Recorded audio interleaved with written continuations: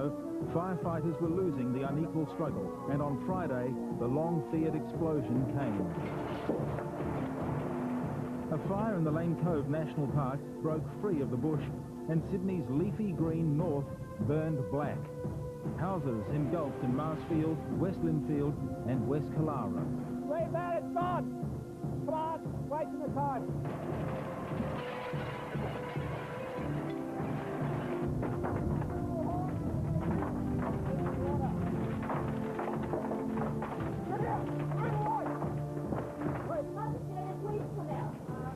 Why don't you use the pool? I want the pumps in the pool, for Christ's sake. I haven't got your pumps. We've got no fire brigade here on site.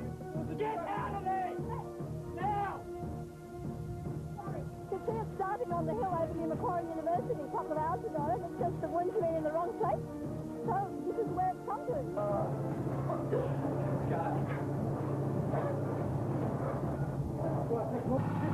In a bad one. It's going to get worse, Charlie. Hundreds ran for their lives as others stayed to fight. Friends, neighbours and strangers working together to save homes.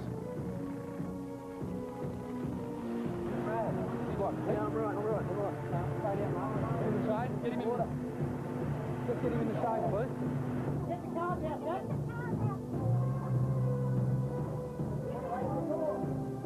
Wife somewhere. Sorry? Got a wife somewhere. At Menai, Warranora and Bangor to the south, the city also burned. As soon as that wind changed, it just came over and it took about 3 or 4 houses like that. It was just gone in minutes. I got out with the kids just.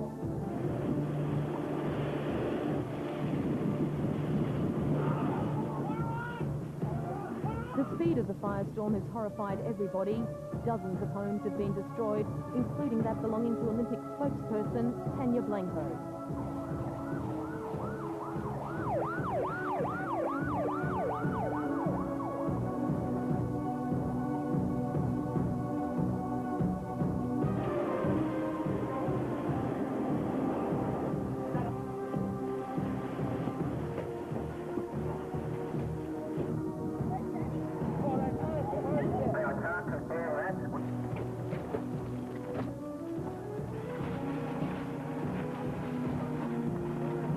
To the west, the Blue Mountains were in flames, a wide front bearing down on homes, cutting roads and communications.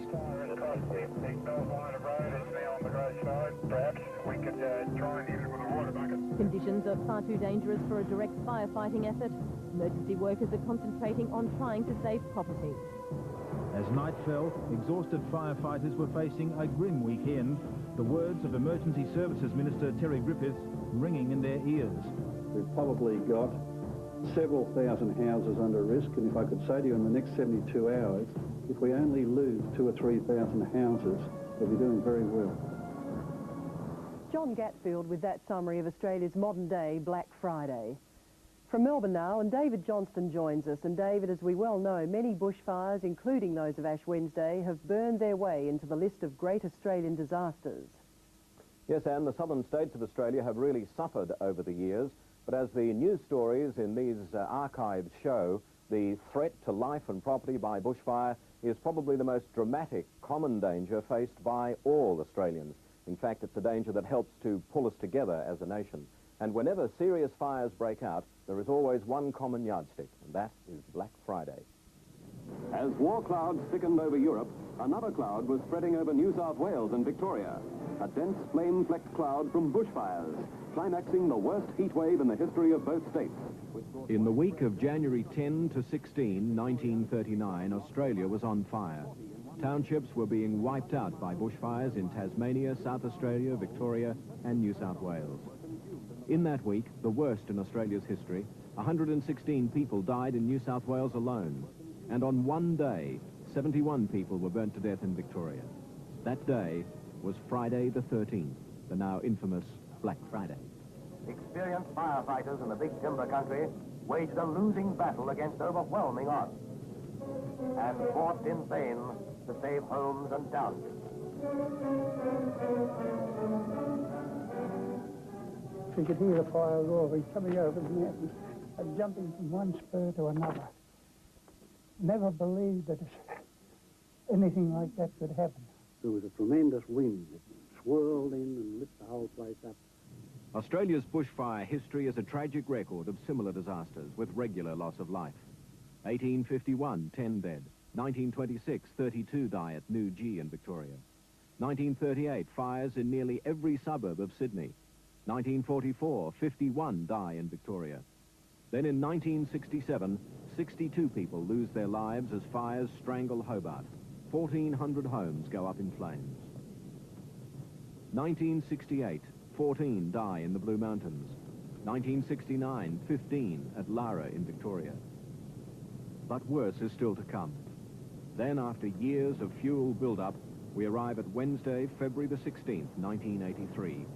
After an 18-month drought, it's a day of 45-degree heat and searing winds in Victoria and South Australia. It is Ash Wednesday.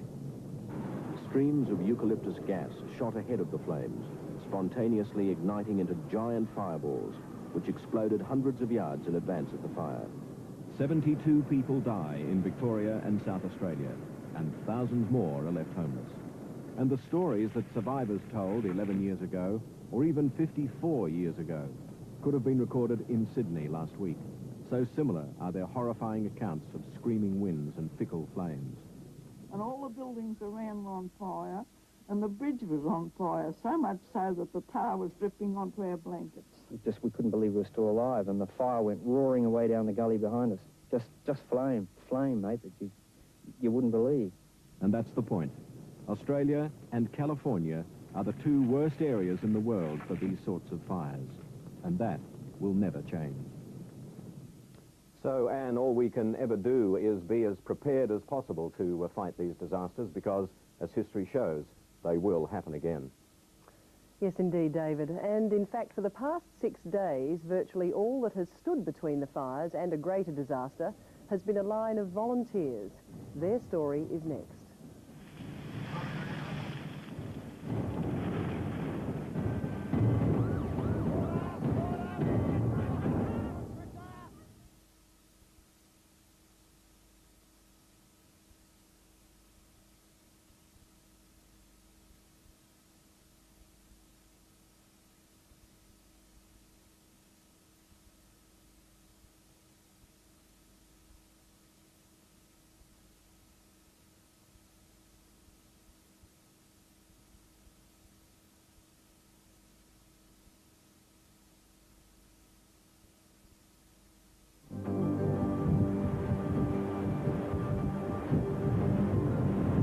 Let up in darkness. Saturday began as Friday had finished. The northern beach suburbs now felt...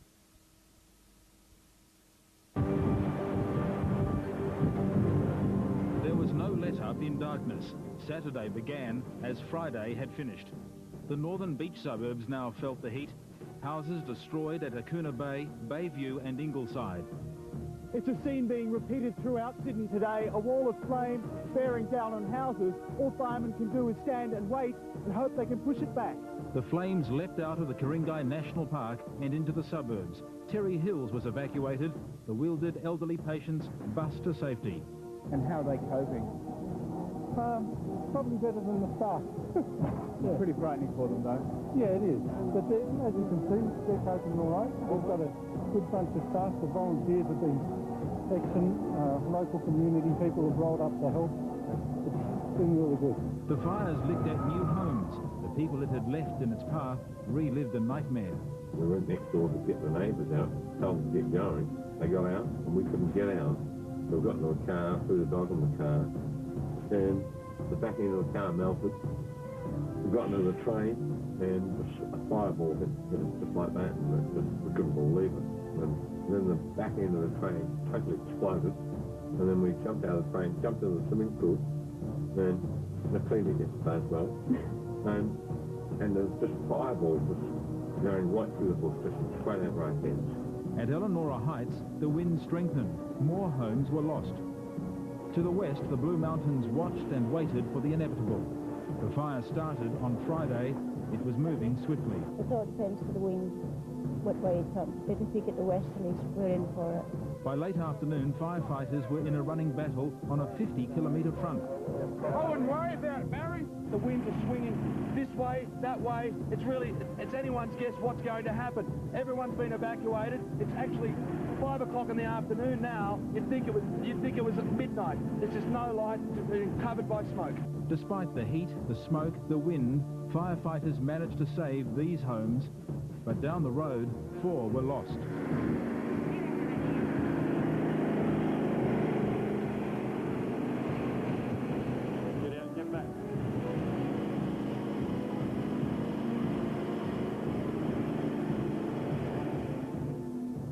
To the south, and the afternoon winds brought disaster. He's got a hose, Dad. He's got a hose.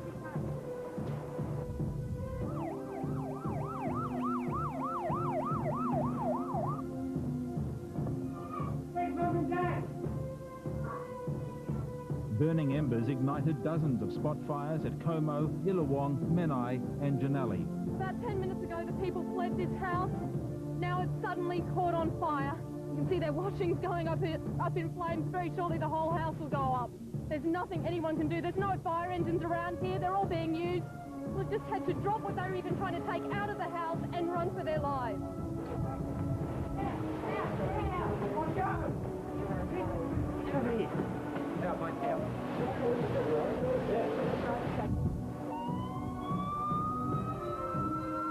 Absolute devastation. It's like something out of Apocalypse Now. It's incredible. In 30 years, I've never seen anything like it. It's just like a scorched earth policy. More than 80 homes were burnt to the ground, and a woman died as she fled, her 2 children badly burnt. As night fell, firefighters could only pray for a change in the weather. Throughout Saturday, as the crisis deepened, reinforcements from all over Australia were in the thick of the battle. Ordinary men and women helping their fellow Australians. At the front line, numerous tales of individual courage. Sean Murphy tells some of them.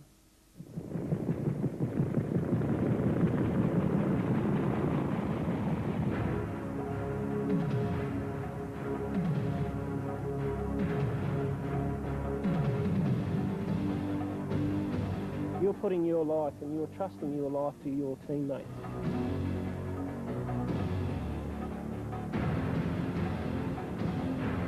The firestorms actually turn white hot, and nothing living can survive that. We lost a couple of houses and lost a life, unfortunately. Yeah, Chief said when he was seeing off some of our crews, it's like seeing the troops off to go to World War II or World War I. The similarities with wartime don't end with this sort of devastation. Men and women from all over Australia in the past weeks have answered a call to stand side by side and fight a common foe. In fact, it's the embodiment of the great Anzac spirit. To see a neighbouring state in trouble, this is why I wish the politicians in states, and I suppose I shouldn't be saying this, but I wish they'd stop fighting one another over little things and be like the brigades from all over Australia. New South Wales is in trouble, brothers, sisters, whatever you like to call them, and we've answered the call. You're right now! Come on! Ordinary Australians thrown together under extraordinary circumstances. Strangers bonded by a common purpose. We're trained to work together. It's as simple as that. You might know the bloke, and I never met him before. I was up at Grafton, and there was 5. I never know. We worked like we knew each other for most of our lives. Volunteers Howard Noakes, Peter Gaunt and Steve Wilson were among the first to fight a massive forest fire at Grafton on the north coast, even before the new year had dawned. A fire which claimed the life of one firefighter, highlighting the dangers faced at the front. Yeah, all you can into it, and hopefully it's good enough. And hopefully everybody takes all the precautions and safety and that, and you'll all end up alive. So far, 2 volunteers have sacrificed their lives, but there have been many close calls. The coupling's off hoses, but that's all that's left of them. The radiated heat that travelled ahead of it just absolutely ignited them and melted them to nothing. It was a firestorm, went straight over the top of us. We had our hoses out on the road and they just melted. No flames touched them. If you stand there, that's what'll happen to you. So you must have been absolutely terrified. It was scary. Too Scary scary. thing I've ever seen. In all, 18,000 men and women from every state and territory have survived hellish conditions, many of them needing treatment for smoke inhalation and eye damage. 23-year-old Michael Berridge, an electrician from country South Australia, is just one. Well, the fireball went over us, and it took approximately about 5 minutes. In that time, there was a lot of choking smoke, and trees on the back, of which I was one of them.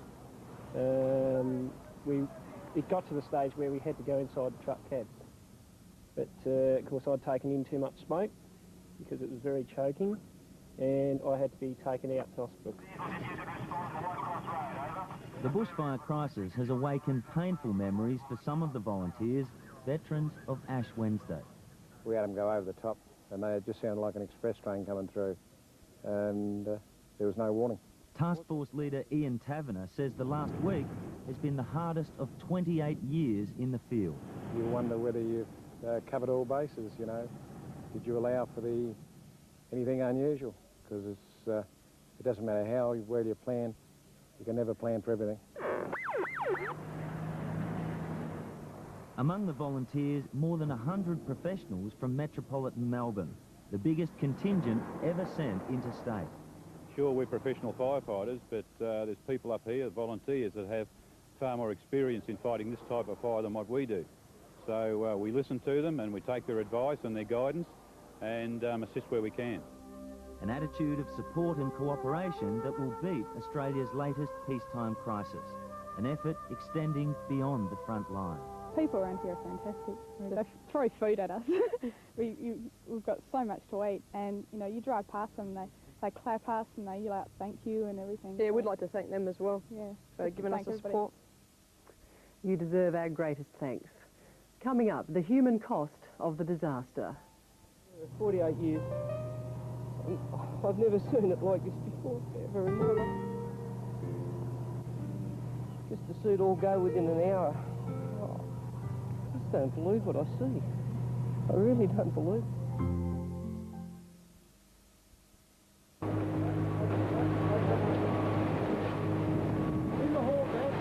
Sunday brought cooler weather and a chance to establish backburns, but freakish winds continued to plague firefighters. The choking smoke proved too much for several firefighters. There were anxious moments too when a water tanker was ringed by flames. It escaped, so too did the historic house. How close was it? Close enough. Right? Close Come from enough. nowhere, didn't it? Out of nowhere, straight over the top.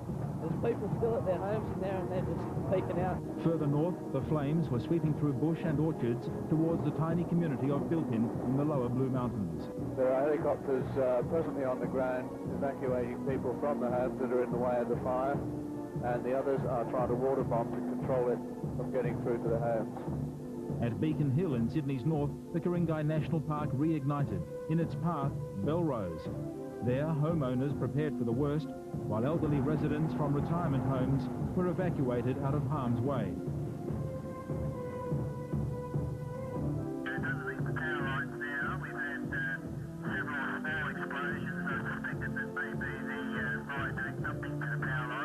Still further north at Gosford, fire continued to threaten homes throughout the day. Okay, we've been asked to evacuate this whole area, at least down to McDonald's. By lunchtime, steadily increasing winds fanned embers and the hills of Carryong reignited. There's plenty of fuel still around, the fire keeps flaring up, and it's a problem they just have to keep coming back to. The main highway from Gosford to Sydney remained blocked, thousands waiting out the flames. On the water, a Sydney Harbour Jetcat ran a shuttle service to bring stranded holidaymakers home. The freeway and the trains are still blocked, so I heard that the Jetcat was going today, but we're trying to get back on that. To the south, more evacuations, this time the town of Waterfall. Residents had to grab what they could and get out. A bit concerned, and we loaded all our equipment in as quick as we could to get away from the place. That was all. We packed early because we could see it coming. Besieged firefighters once more awaited the flames. The fires jumped the road in the railway line down there, and at the moment just burning through the bush, pretty fast rate. But this time they were allowed a break from the battle fire breaks slowing and finally stalling the blazes' onslaught. As darkness arrived, statewide the situation was still critical, with 135 fires burning, but there was growing confidence that if the weather stayed cool, volunteers might get the upper hand. Well, by Sunday, the cost was clearly evident. The death toll, thankfully, small, but the human toll, enormous. People displaced, their most precious possessions lost forever. John Hill has that story. The fires affected almost everyone living in Sydney and right along the New South Wales coastline. More than 180 families lost their homes and all their possessions. Tens of thousands were evacuated as fire fronts ran out of control. Entire communities forced to run for their lives. Family members became separated from each other. Evacuees often spent hours not knowing if their homes or loved ones were safe. Thousands more couldn't make it home when walls of flame cut highways and rail links. Everywhere there was fire and fear. The worst property losses were at Como West in Sydney's southern suburbs, where 87 homes burned. The flames swept through the treetops at astonishing speed, driven by a firestorm which gave firefighters no chance to rally reinforcements. I've been in the area 48 years. And I've never seen it like this before, ever in my life. It's just unbelievable. Seeing people pack up and leave and just leave all their possessions behind and just to see it all go within an hour. Oh, I just don't believe what I see. I really don't believe it. Most managed to escape before the flames hit, but some chose to stay and fight. Among them, Philip and Barbara Moore, who were inside their home hoping the wall of flame would pass by, but it didn't. And the glass just started imploding in. We were in the bathroom on the floor. We had wet towels over our heads. My brother said we better get out. He did a quick reconnoitre over to that side. The stairs were on fire. We couldn't get out there. We came over here. This house was still standing. It's smoky. He said we should try for there, so he got us out of the bathroom, across through what was the front door, just here. We ran. I said to my wife, who was still crawling at that stage to get under the smoke, run, just run, and she ran. All of us ran into the front steps up there, tried the front door and it was open. I just couldn't believe it. The intense heat consumed homes at random. Some left standing, while just next door they burnt to the ground. Everything that sort of revolves around your life is just sort of shattered. It's an amazing feeling, really. People here will rebuild the houses and replace furniture, but it's the sentimental things the Moores will miss, like mementos recalling their children's early years. The things that they'd done at kindergarten, the handprints, the footprints, you know, the messages to Daddy when they were little. Those things are gone, you know. But the Moores did have the foresight to take family photo albums out of the house the night before. As the terrible clean-up continues and those worst affected try to understand what's happened to them, they're finding comfort in the support being given by family and friends. In many ways, the bushfires have had the effect of bringing communities closer together. But psychologists are warning that the sorts of trauma people have been through over the last 10 days or so could produce a whole range of anxiety reactions, particularly in children. The main reaction is likely to be shock. Some people will be able to deal with their fears and get on with their lives. Others will probably be coping quite well now, but go into depression at a later stage. It's very possible that the intensity of the emotions that people will feel will be very frightening for them. It may be that they have not experienced ever before the type of loss, the type of grief that they're now going through. The thoughts, the feelings could be amazingly intense for people, and they need to understand that this is a normal reaction to a very, very abnormal event. Now, if you'd like to help the victims of the bushfires, you can. The Sydney Lord Mayor's Appeal is taking donations by phone, mail or in person. You can ring toll-free on 008 06 06 93 Or you can post your donation to Box 1591, Sydney 2001, or your donation may be made at any branch of the Commonwealth Bank. Donations can also be left at the Sydney Town Hall. From the people who had lost everything, there were many questions. How did it happen, and was anyone to blame?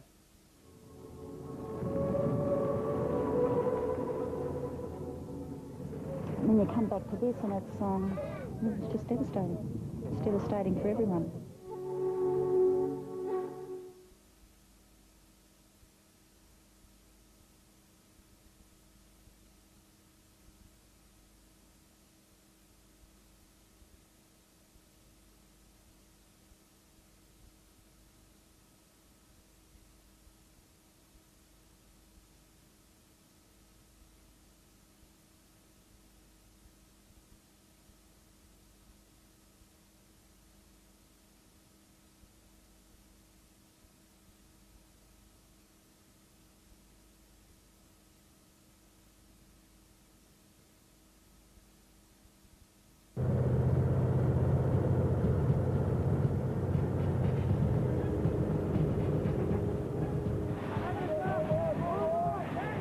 For the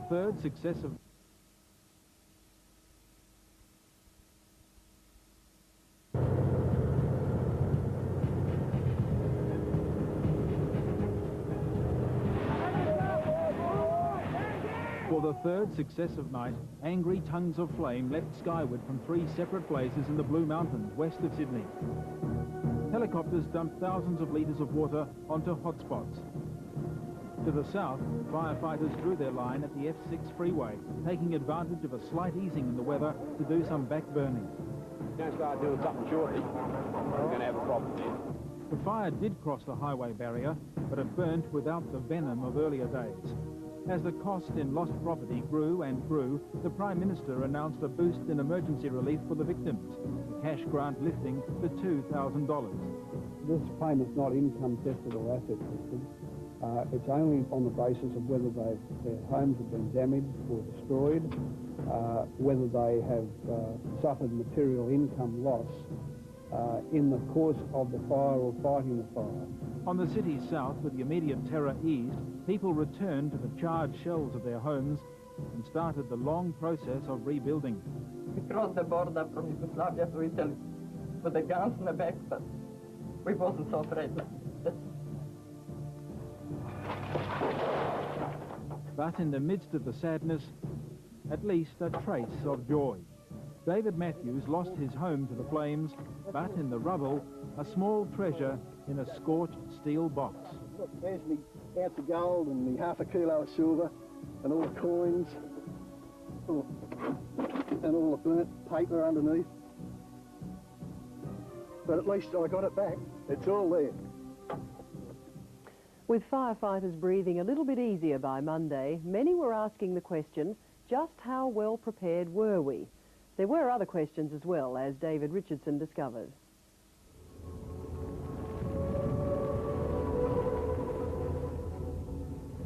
When you come back to this, and it's just devastating. It's devastating for everyone. We've been trying to establish a fire break here, and but unfortunately it's come too late. There should have been a lot of backburning done here a long, long time ago.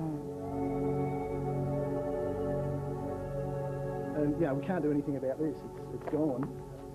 The shock is starting to wear off, and it's being replaced by anger and hurt. Victims of the 1994 Sydney bushfires are pointing fingers and asking questions about these fires, the causes, and this state's preparedness. I just don't know why. Perhaps there isn't an answer to that question. Well, this was a freak fire. First time this has happened in 200 years, and none of the measures we put in place could stop this fire, unfortunately. Fire Resources Officer Rob Mather should know. His council, Ku-ring-gai, was the first in Sydney hit by the bushfires, and months of hazard burn-off had no effect. Still didn't make any difference? Didn't make any difference. Areas that were burnt 2 years ago, it ripped through. Ku-ring-gai spends $500,000 a year in hazard reduction, but nothing could prepare officers for this firestorm. This fire has basically rewritten the textbook All the precautions that we took, a lot of them didn't help. All the Sydney fires were man-made, the work of fireboats. Many were started in national parks despite the parks being closed from day one, despite extensive hazard burn-off programs in all national parks. We have done perhaps more than our share of controlled burning.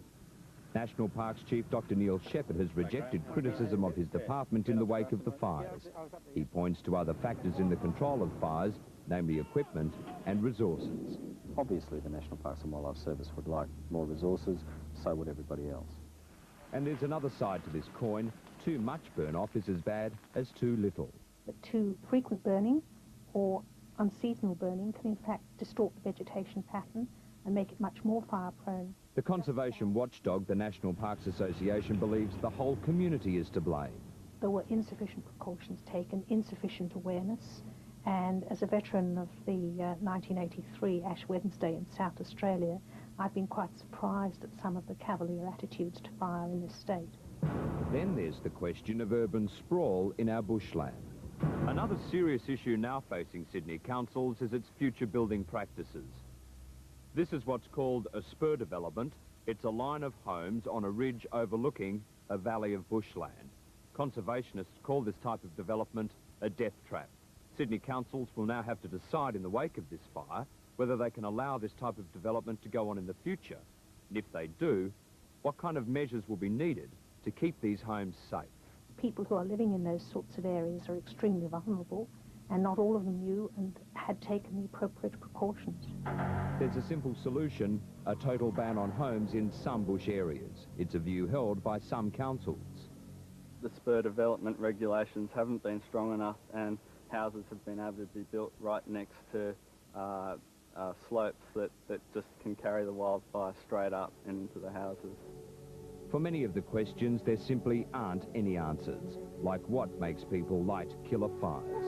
Other questions will never be answered because of buck passing and endless red tape. Perhaps the state inquiry into the bushfires, promised by the government, will provide some clues on how to stop this disaster happening yet again. Do you think it could happen again, Rob? Of course, if it's happened once, it can happen again. In a moment, what worked and what didn't, how technology stood up to the test.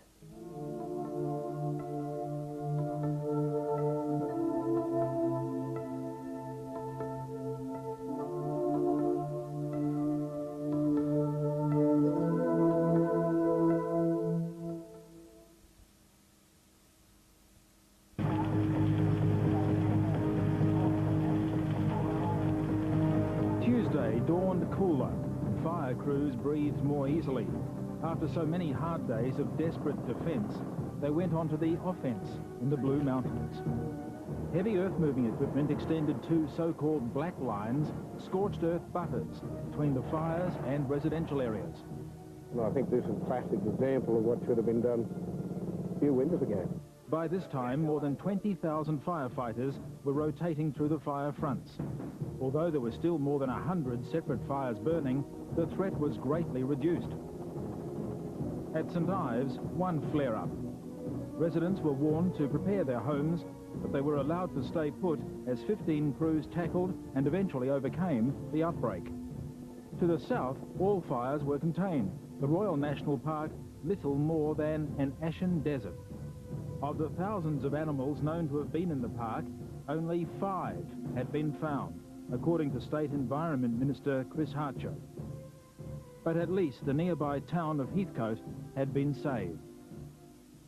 So as Tuesday closed and the danger continued to ease, what had we learned from this latest trial by fire? Could it have been fought better? Was the equipment up to the task? Lincoln Howes has been looking for answers.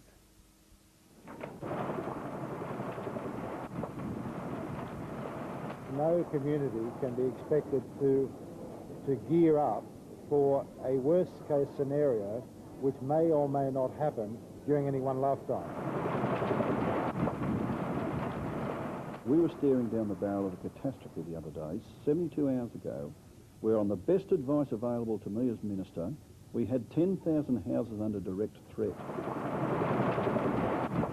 Sydney emerged from the Holocaust of last weekend some to count the cost, but most to marvel that it hadn't been higher. These firefighters, they need a medal. What, they saved your house? Yep, they saved their house. God bless everybody. With the respite came the chance for firefighters to regroup and review, to take stock of the efforts that had won them the respect and gratitude of a nation.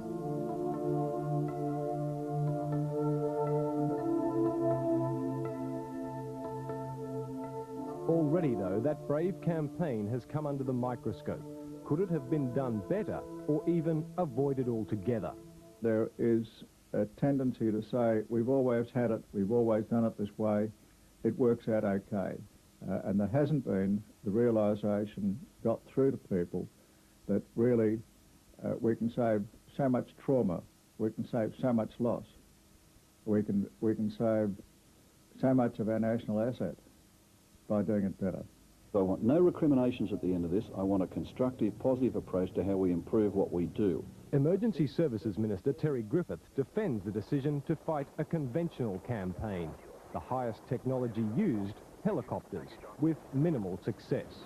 Slow as you can go, slow as you can go. The helicopter will come in from time to time, but by the time it drops its bucket of water on the fires, it evaporates almost before it hits the fire.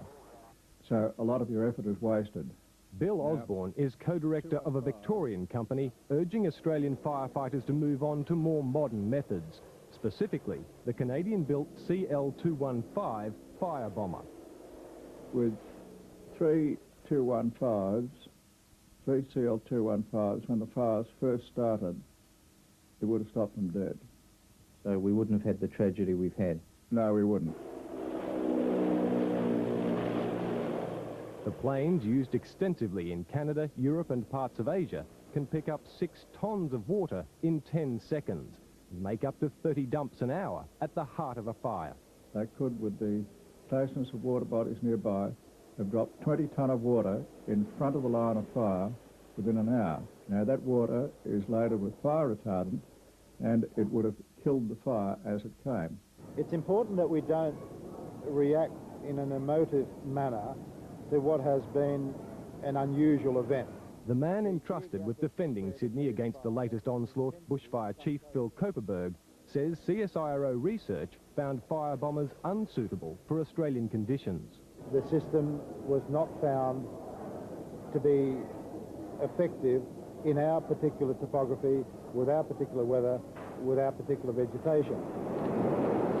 Not until the final ember is doused and the threat is truly gone will the lessons learned from this firestorm be examined and perhaps acted upon. But according to Emergency Services Minister Terry Griffith, everything is under review. I have indicated to all of my commissioners that when they approach this analysis, it will be a blank page approach. Disregard what laws exist, disregard what regulations exist, disregard what custom and practice is or procedures, and start from scratch if they have positive suggestions to make on how we can do it better. Well, when we return, rebuilding and regrouping after the inferno.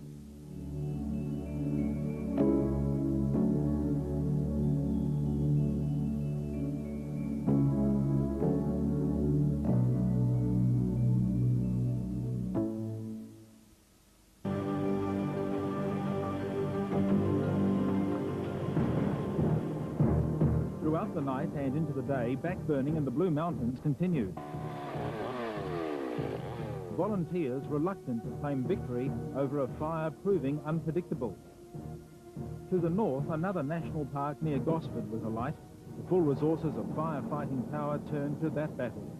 A fire burning on a 100-kilometre front is expected to join the Colo and Wollombi fires, forming the biggest single fire in the state in 50 years, stretching over 350,000 hectares.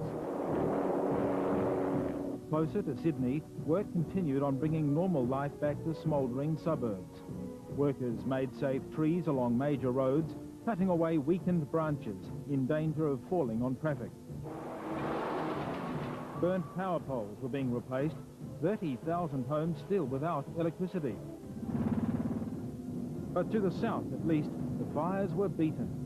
leaving time to reflect on a firestorm many had predicted, but few would have imagined.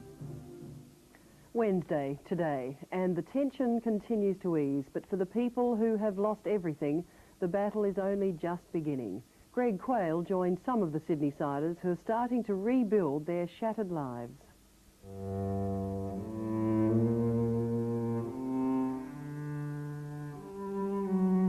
Victoria and South Australia, 1983. It's Wednesday, Ash Wednesday. It remains the worst fire disaster in Australian history. But today, the once blackened land is revitalised. Communities again thrive. There's always light at the end of the tunnel. I'm back on my feet now. It's taken a while, but I got there. Those who made it through Ash Wednesday will tell you, to survive, you have to be positive. Even though it took a few weeks for the first sprig of green leaf to come back, it'll come back. It'll take time, but it will come back. The fires of 83 will be remembered for their horrific death toll. This time, much fewer lives were lost, but the land has been equally devastated. More often than not, it's true what they say. Time heals all wounds. But you've got to ask yourself, how would you handle this? One day you could have everything, the next you could have nothing. Absolutely nothing. Chances are, though, that you'd probably react just like the people here in Como West, where 87 houses were destroyed in less than 1 hour. You'd probably just start again. You'd help each other out, you'd regroup, and you'd rebuild.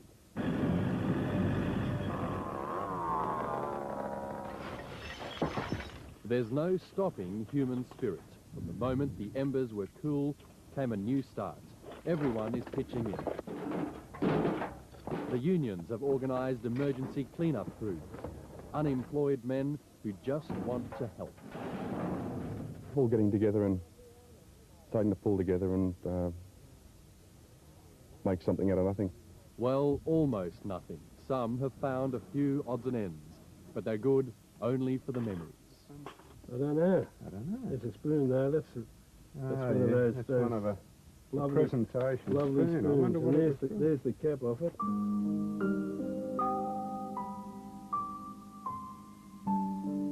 It's sad but true. Sometimes it takes a tragedy to bring out the best in people. And that's what's happening here. The generosity has been stunning. The fires left this couple with nothing but the clothes donated by strangers. Very good of them.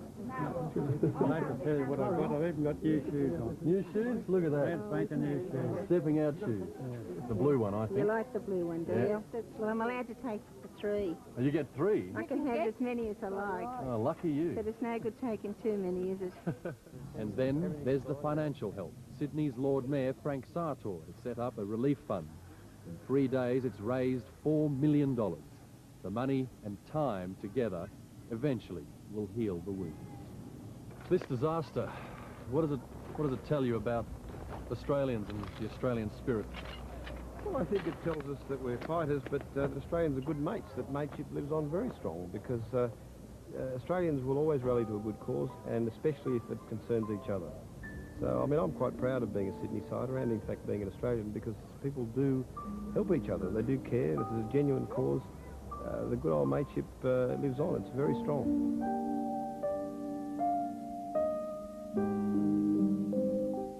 Early estimates put the damage bill at more than $110 million. The rebuild is already underway, but when the physical scars are banished from the landscape, the memories will linger on. And if we're to minimise future fire disasters, that is a good thing. Good night. 5 o'clock in the afternoon now. You'd think it was at midnight. This is not. Get out of there! Now! The firestorm's actually turned white hot, and nothing living can survive that.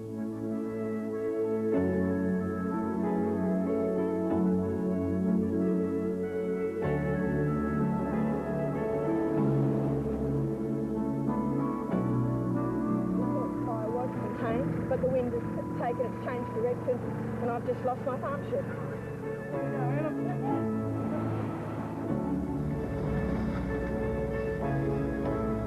It's a scene being repeated throughout Sydney today, a wall of flame bearing down on houses.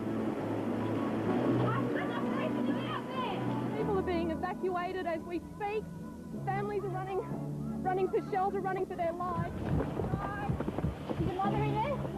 We've got to get out of the unit. Just about to go up. I don't care about the house once I get some things out for the kids. Way bad, it's gone. Get out! Move away!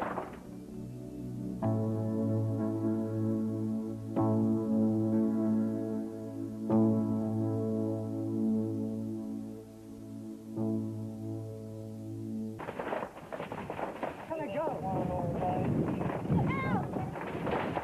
40 or 50 westerly wind on it. There's no bloody chance in the bloody world. Suburbs in ruins, and tonight, even more devastation as Sydney's bushfires continue to spread.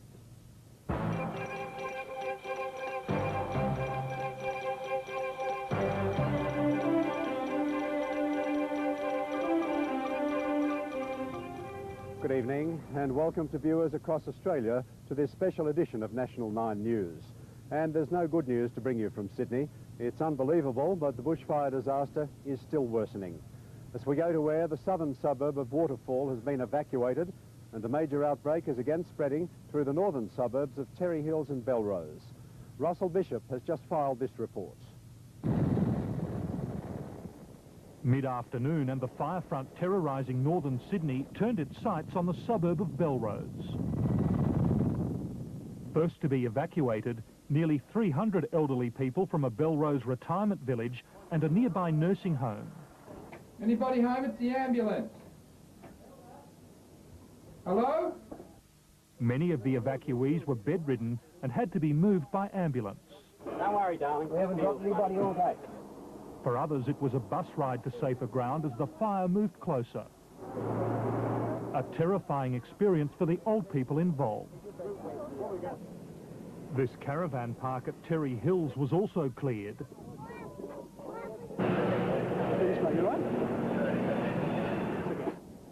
Changing course yet again, the blaze then jumped the Forest Way.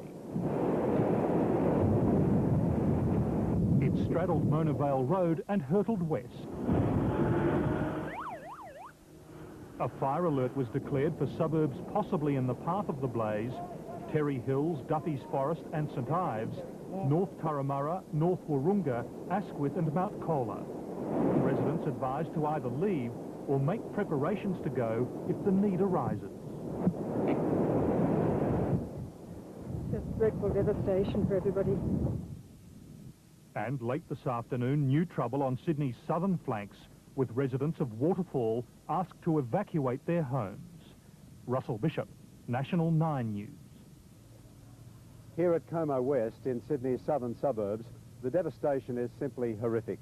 As I look around me here, house after house is in ruins, and it's in this area where a 42-year-old mother lost her life while saving her children.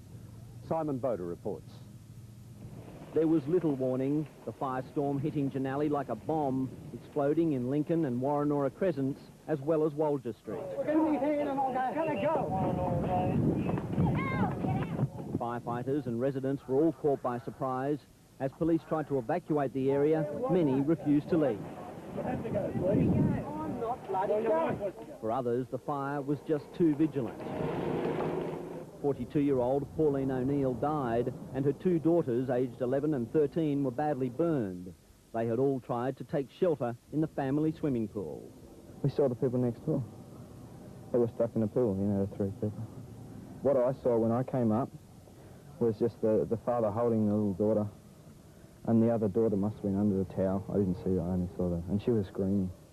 The family had been caught trying to leave. Their home and car had caught fire. There was nowhere else to go. Parts of Janali today looks like a bomb hit it. Houses and lives destroyed. 87 homes have been levelled in the suburbs of Janali, Como, Bonnet Bay and Alford Point. Those residents that had lost all but their lives came back today, many still in shock.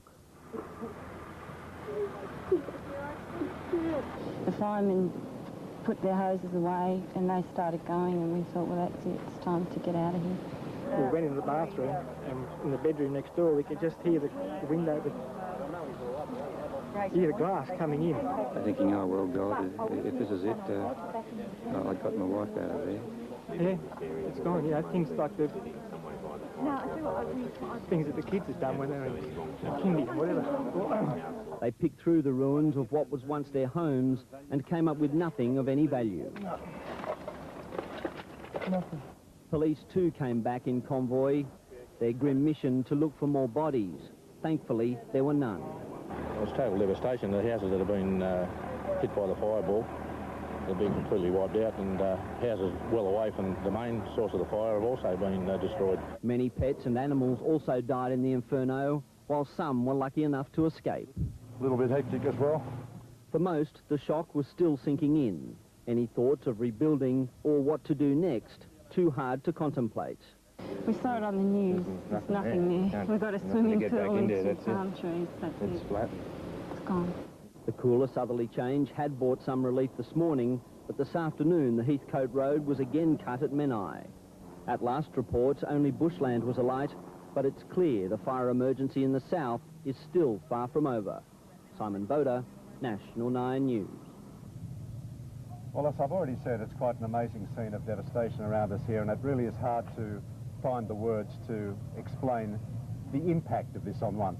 Simon Boda, as you've just seen, has been covering this story for quite a few days, and he joins me now. Simon, you've been in the business a long time. Have you ever seen anything quite like this in terms of bushfire devastation? As you said, Ian, words can't describe this.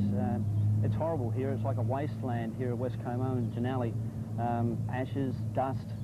The homes are just razed. There's just nothing there. And for the people here, it's just total devastation. They don't know where their lives are going to take them next. Exactly. And the extraordinary thing is that even where we're standing, in the ruins of a house, yet one next door is virtually unscathed. Now, that's something you've seen time and time again. It's almost freakish. The fire seems to select the houses it's going to take. It's just a matter of the wind turning at a particular second, which will save a house, and it'll stop the embers falling on that house, on that roof, and it will send the embers to another roof, and unfortunately that house will burn down. There's boats down in streets here which have just been completely passed by the fire. It's just leapt straight over the top of them. Cars are the same. It's almost unreal that it could come with such a ferocity and not take everything out. Yes, and quickly and finally, we've seen a death here, a woman who jumped into her pool. Does this illustrate a point of public misconception about the safety of swimming pools? Without a doubt, that could be one of the most dangerous things you could do. Jump into the pool, the fire comes over you, it's going to suck all the oxygen, you've got none, you're going to suffocate. If you don't burn to death, you'll suffocate. Okay, Simon, thanks for joining us. Thanks, sir. In the Blue Mountains, the fires have devastated bushland and claimed several homes. Mark Ferguson is there.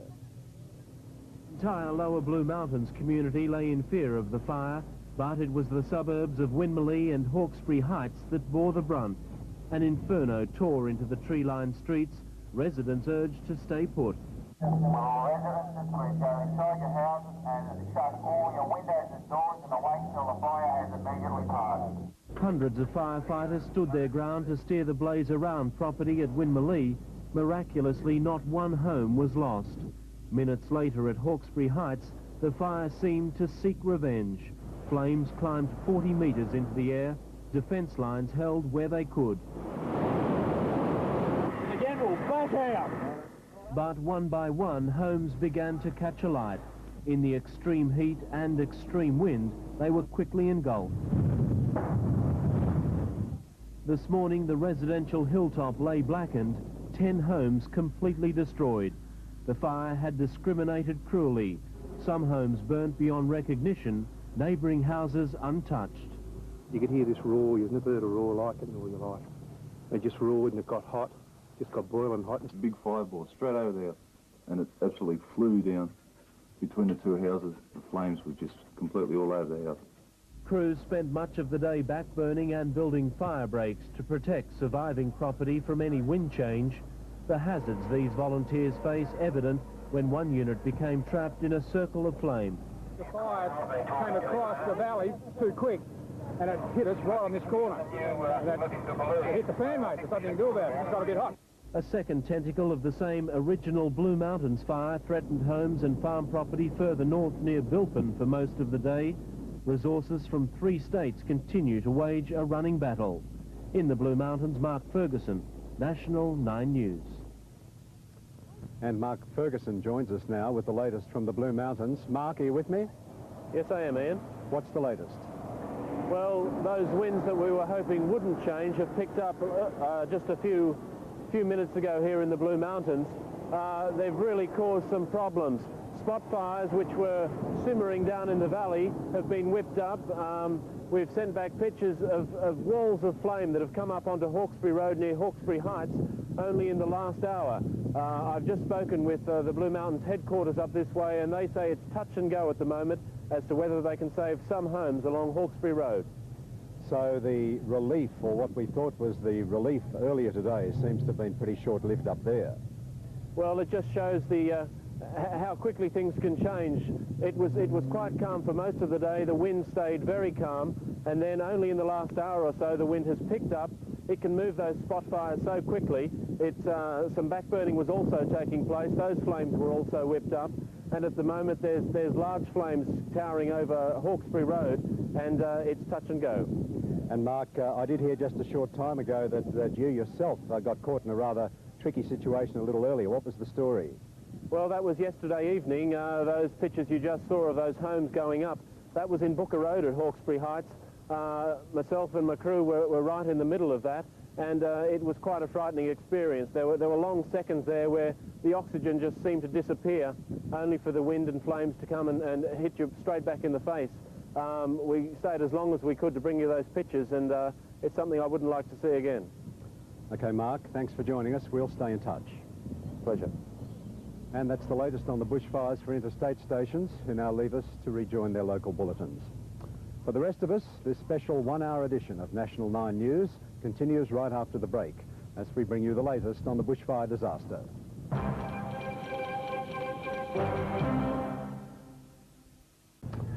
Well, reporter Peter Harvey is in the National 9 News helicopter right at this moment, flying above some of the hot spots around Sydney. Peter, can you hear me? Yes, I can, Ian. We're actually at this moment over the tiny town of Waterfall. It's about as far south as you can possibly get in Sydney, in the Royal National Park.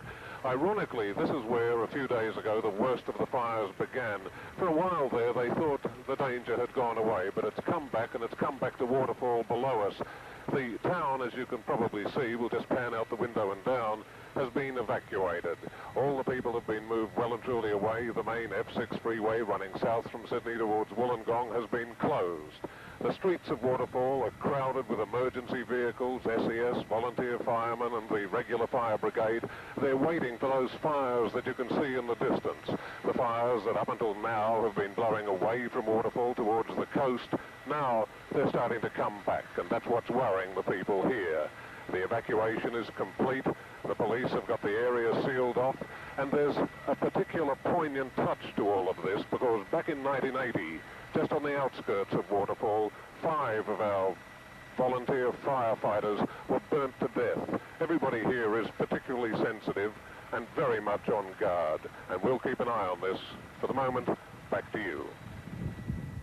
Okay, thanks, Peter. In the northern suburbs, cleaning up operations have begun after the fires that blitzed that area. Yesterday, several million-dollar homes were destroyed at Eleanor Heights. The north has suffered badly, with firemen and householders again forced to rescue property at Turramurra last night. The first and last line of defence. Turramurra last night as the firewall came raging in. The watch on the roofs paid off here. Damage to homes turned out to be minimal. Don't worry. Things were very different in Eleanor Heights. Homes in Bungoona Avenue are strung along the edge of cliffs rising sheer from the Garrigal National Park. The locals had been expecting trouble all day. It came just on dusk, and it came with a terrifying intensity. The initial rush from the boat, I said, oh God, 3 Old Marys, they'll come and get me, I'll be on the decky, charred ruin. Rivers of flame pouring out of the valley and threatening to overwhelm the men and women of the volunteer brigade. What can you do? You can't. Okay. All you can do is to try your best, right? It's bloody impossible. It really is. We got 6 homes here, the boys got 2 alive down there. As is so often the case, the destruction was arbitrary. One home explodes in flames, next door, almost no damage. But scorching ash destroys a powerboat parked in the street between the 2 houses. David Harris watched as flames destroyed his neighbour's home. The same flames saved his. Charlie's pool was above my property, and that being an in-ground pool, it melted and all the water came down onto the side of the house, which was most endangered. That being the case, we were lucky, as you can see. There was no such luck for the multi-million-dollar homes just over the next hill. Most of the mansions in Dunrobian Street were unoccupied when the fire swept down. For some people, the full horror of these fires is still to come. This was a multi-million-dollar house with manicured lawns and gardens. The owners, they're overseas on their annual holidays. There was another fright in the north today, enormous columns of smoke pouring into the sky from West Head in the Ku-ring-gai National Park. It turned out to be friendly fire, backburning to establish control lines around the popular holiday area. A police boat stood by just in case, but picnickers on the beach took it all in their stride. Peter Harvey, National 9 News. In all the confusion of this crisis, police have confirmed they've made 11 arrests in connection with the outbreak of the fires. 2 men have been charged, a 27-year-old with attempting to light a fire at Carryong and a 30-year-old man with lighting a fire in bushland at Minto. 9 other people face minor charges of breaching the state's total fire ban. On the Central Coast, the bushfires have also been a nightmare for hundreds of travellers stranded by the closure of the F3 freeway. It was reopened for traffic briefly today, but fires shut it down once more, and no one knows when they'll be able to get through. 2 days. That's how long these people have been stuck in traffic jams. Central Coast residents who abandoned Sydney Friday to protect their homes. Helpless, they had no option but to sit and watch as the country burned around them. I don't really know what's going on at the moment. Very frustrating, yeah. Can't believe the devastation. Can't believe it. I'd like to get back and then go and lie on the beach. The convoy, at times stretching more than 10 kilometres, moved less than 50 kilometres since the outbreak of fires to the west of Gosford. Most unable to contact family, others relied on word of mouth passed from car to car. I think it's very frustrating sitting here, and a lot of the times you don't really know what's going on. 3 days I've been here. I was only 21 when I started. Tempers as hot and high as the embers thrown from the flames, police edged the cars kilometre by kilometre as each blaze passed. For people travelling south trying to get to Sydney, the flow was no smoother.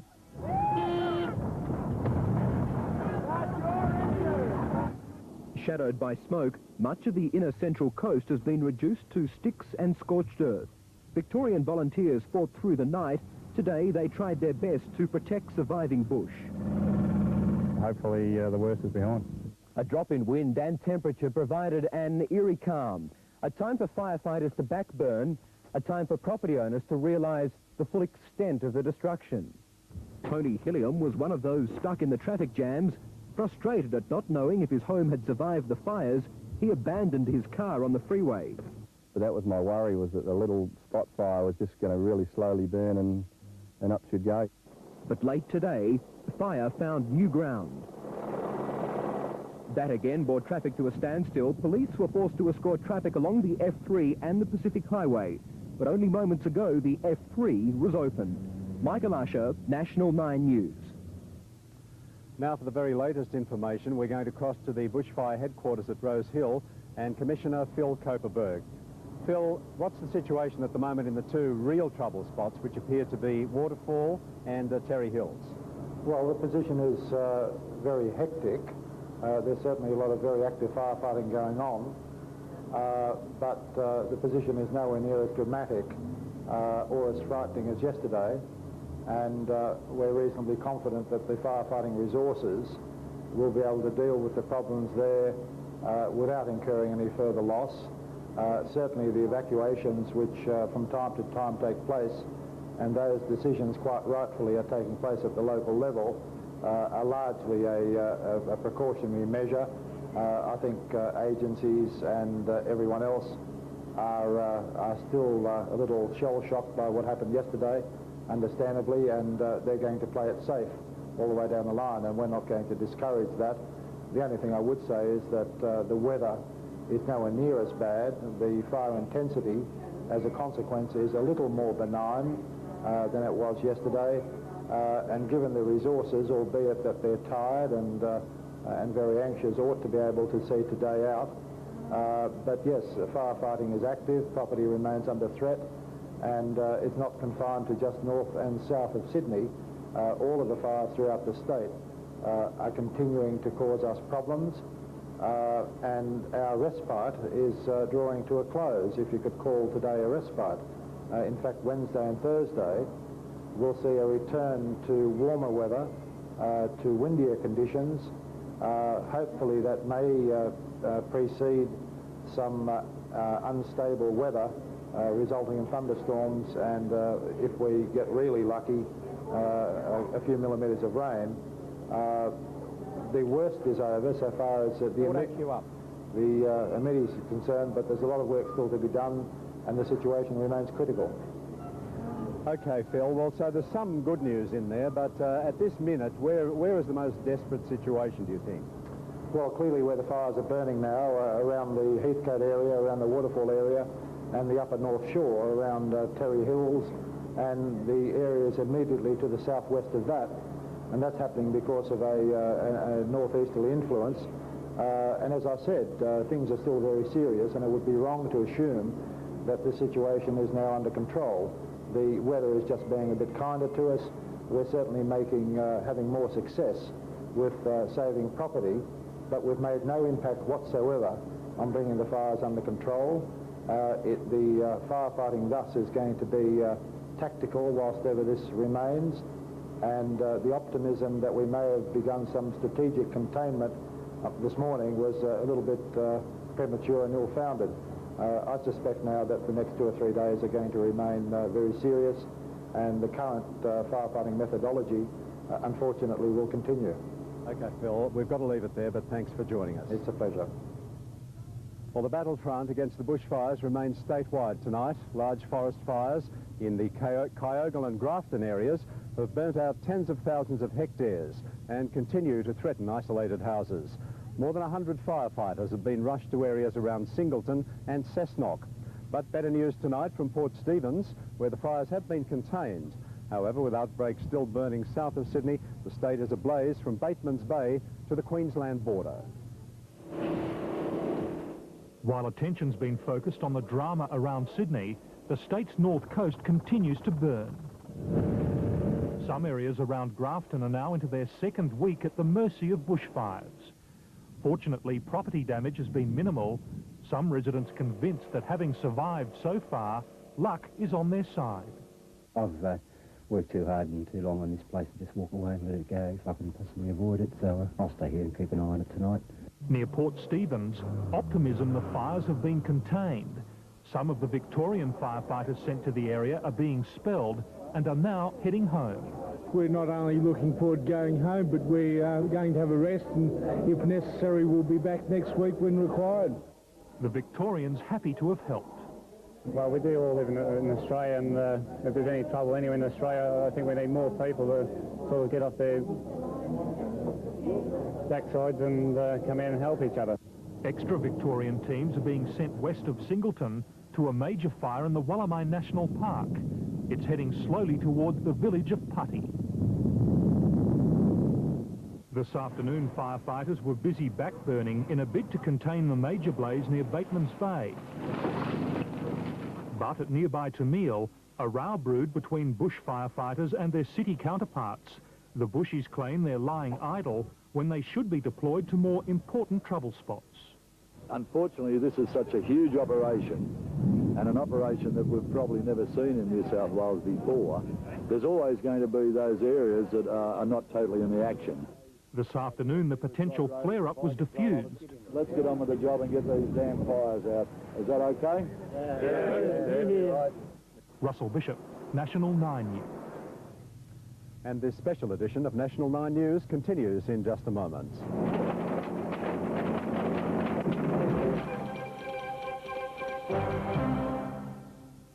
For an end to the bushfire disaster, Premier John Fahey has also assured residents who've lost their homes that the government will look after them. Premier Fahey went to St Mary's Catholic Cathedral to pray for the victims of the fires and those doing battle on the front line. Let us pray for those fighting the bushfires, that they will be strengthened to carry out their arduous work. Across the country, churches held a day of prayer as the state continues to suffer one of its worst ever natural disasters. Our sympathy, our hearts go out to those who have suffered loss of dear ones, of homes.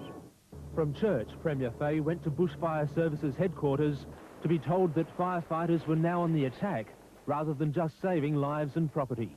Yesterday and the day before were the worst 2 days in bushfire fighting history in this state, and we don't expect a return to that. With the battle far from over, Mr Fahey appealed to the volunteers' employers for patience. To not believe for a moment that we can release the troops, as it were, to go back to normal lives. It's not a case of putting the feet up just yet.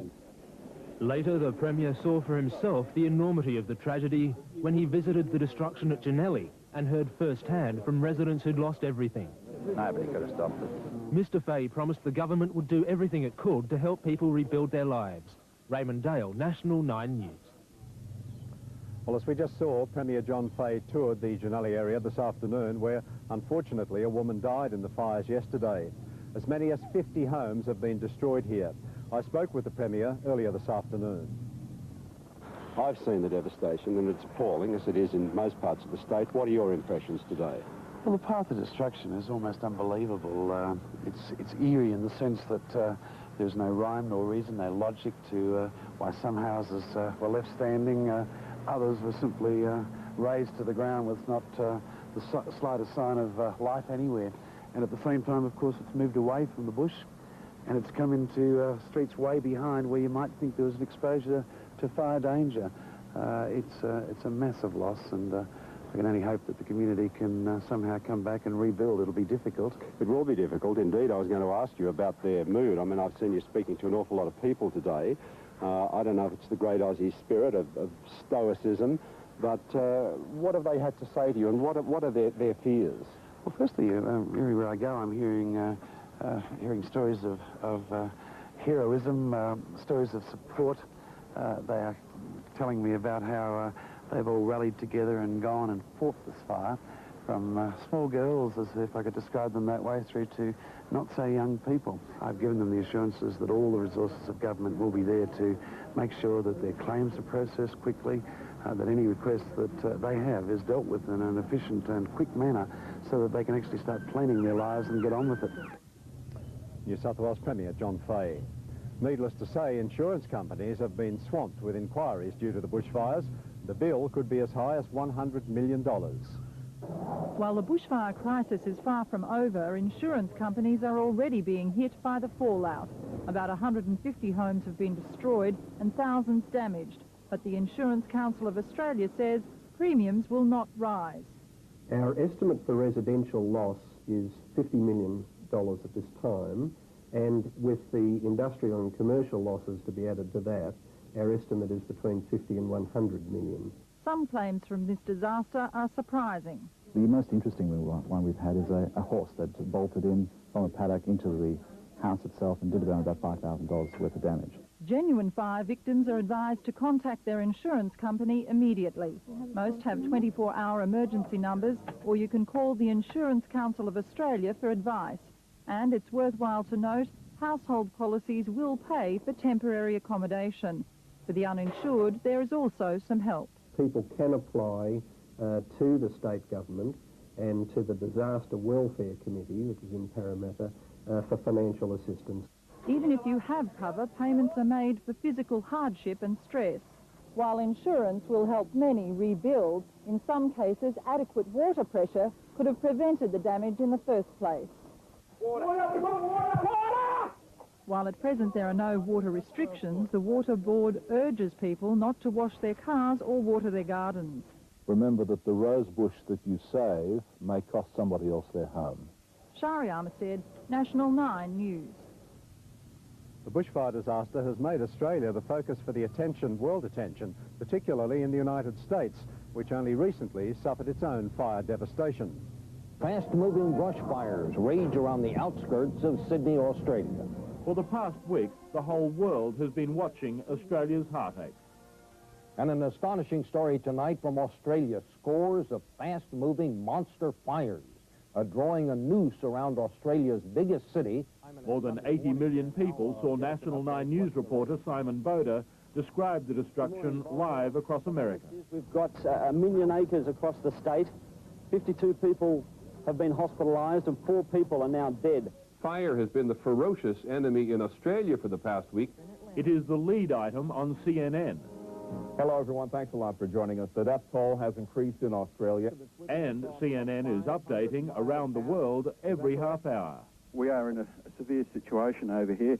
Coming less than 2 months after Southern California and Malibu in particular were ravaged by bushfire, the media in and around Los Angeles is giving the Australian fires a special prominence. The worst wildfires in Australia since colonial times continue burning out of control. Viewer reaction in California is one of compassion, because for them it is a story which has already hit home. I'm sure that they definitely feel that there's some type of connection between Los Angeles and Australia because they're going through the same thing. Well, it's early Sunday morning in Sydney now, and Joe Andrews is there. Britain also is getting live coverage of the fires.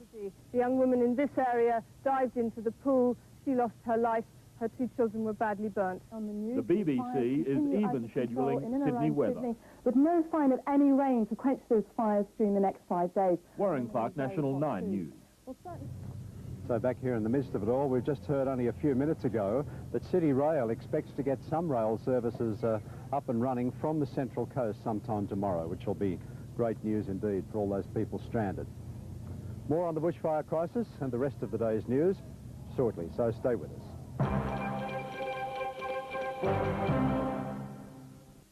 3, 2. Welcome back to this special edition of National 9 News, coming to you live from Como West. And now for the latest on the bushfire disaster. The northern suburbs of Terry Hills and Belrose are in serious danger tonight after strong winds whipped up the fire that emergency crews thought they'd beaten. Evacuations are underway in the south at Heathcote and Waterfall, and the situation there tonight is nothing short of desperate. We're going to be here with you until 7 o'clock tonight, covering the bushfire disaster. But for now, let's cross to Gina Boone for the rest of the day's news. Gina. Thank you, Ian. And in the midst of the bushfire chaos, there's been tragedy on Sydney's roads. A young couple died in a high-speed crash at St Leonard's just after 1 o'clock this morning. The European sedan wrapped around a pole and both people were killed instantly. And in Sydney's southwest, a 46-year-old woman has been stabbed to death in her home at Holston Park. Her body was discovered early this morning. Police are interviewing a middle-aged man about the murder. Overseas, a winter deluge continues to cause death and misery in Europe. In the French Alps, the heavy rain started a landslide which killed 4 people. Buildings destroyed include the local church. Elsewhere, thousands of people have abandoned their homes to the floodwater, with yet more rain expected. In the United States, heavy snow is causing chaos there. The treacherous icy roads are taking a heavy toll in death and injury. The bitter cold is also blamed for a commuter plane crash which killed 5 people. Remarkably, 3 others survived, all members of the same family. At many airports, there are lengthy delays. Get out of this cold weather, get some warmth, you know. The forecast, though, says temperatures will get even colder. To the south in Arkansas, the funeral today of Virginia Kelly, the mother of President Bill Clinton. She died on Wednesday at the age of 70 after a long struggle against cancer. Mrs. Kelly was buried in the town of Hope, Clinton's boyhood home. Afterwards, the president left for Europe, a tour which will include a NATO summit. And that's the roundup of other stories making news in Australia and the world at the moment. Ian Ross will join us soon with more on Sydney's bushfire crisis. But next up, Peter Overton with the day's sport and a win for the Aussies over South Africa in the World Series. Peter. Yes, Gina, and Dean Jones walloped disaster in the bushfires. Tonight, the waterfall area in Sydney's far south is being evacuated as the fire closes in. Thick smoke from the fires at Waterfall has cut the F6 freeway between Wollongong and Sydney. Police are currently setting up roadblocks. To the north, the blaze, which has already taken a heavy toll of property around Eleonora, is on the move again. There's a warning that evacuations may be necessary from Terry Hills, Duffy's Forest, St Ives, North Turramurra, North Wahroonga, Asquith and Mount Colah. Further on, the fires near Gosford remain volatile. The F3 freeway is still cut, stranding thousands of road and rail travellers. And up in the mountains, the bushfires are still menacing too. The early hope that the crisis could ease has vanished. More lives at risk, more homes in danger, the battle still raging. For the latest, Peter Harvey joins us again from the 9 helicopter. Peter, how are things looking? Oh, thanks, Ian. Well, as you were saying just a few moments ago, those fires are certainly on the move again. We're now at the northern end of this troubled city of ours, where the fires in the Terry Hill and Belrose areas, after days of blowing towards the sea, have turned round on themselves and are now moving back out towards the west. The Lady Davidson Hospital in Turramurra has been evacuated as a precaution, and the police and ambulance have plans to evacuate retirement homes and the Nazareth home in the area. The fire at the moment, as you can see, as Ralph Cook pans out the window of the Channel 9 helicopter, is just to the north of the Mona Vale Road and Forest Way, and moving very slowly. One saving grace is that the wind has slowed down, but the concern is still very great. Back to you, Ian. Okay, thanks, Peter. And before we go from here, we'll give you one final look at the kind of devastation that we've been encountering in Sydney's southern suburbs.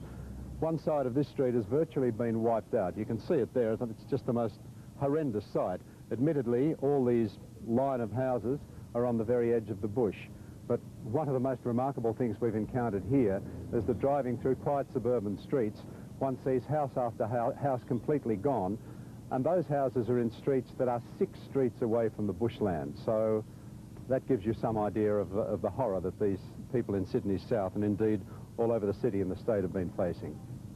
And that's the latest on the bushfire disaster.